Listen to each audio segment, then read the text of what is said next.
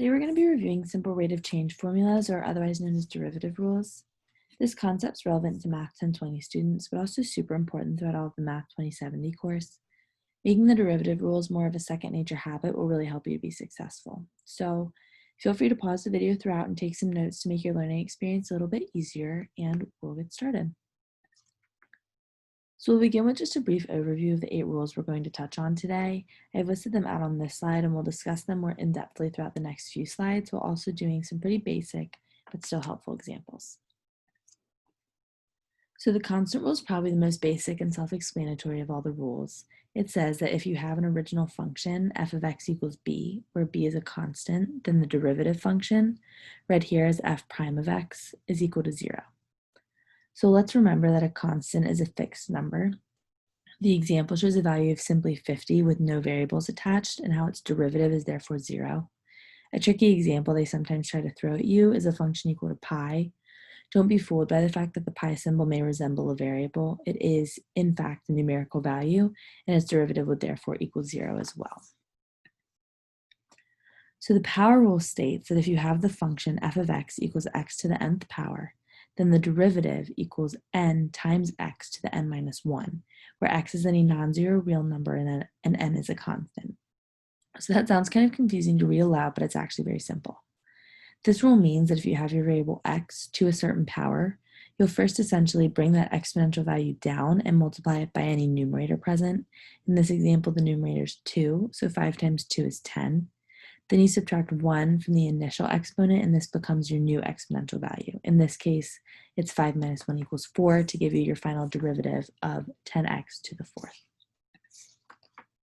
The exponential rule states that if you have the function f of x equals b to the x power, then the derivative is going to equal the natural log of your base number multiplied by the original function.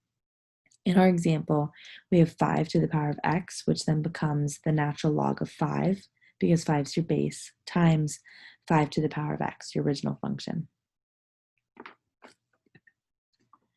The e to the x power rule might actually be the simplest. Just remember that the derivative of the function e to the power of x is always just equal to e to the power of x. Nothing changes.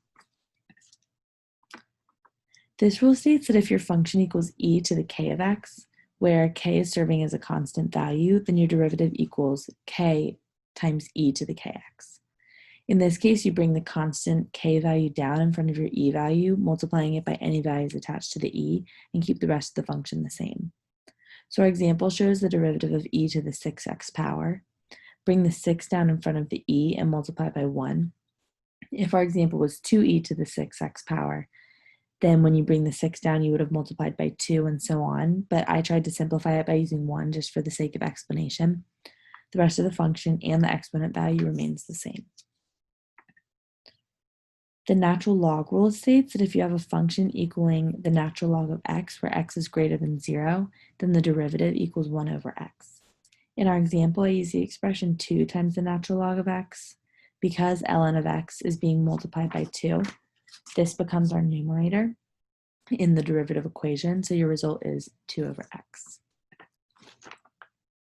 This example is a bit more involved. The constant multiplier rule says that if you have the function f of x equals c times g of x, where c is a constant, then the derivative function equals c times the derivative of g of x.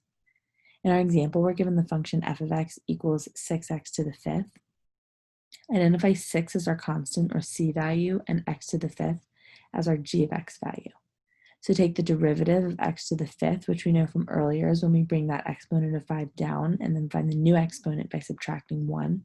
This gives us 5x to the 4th.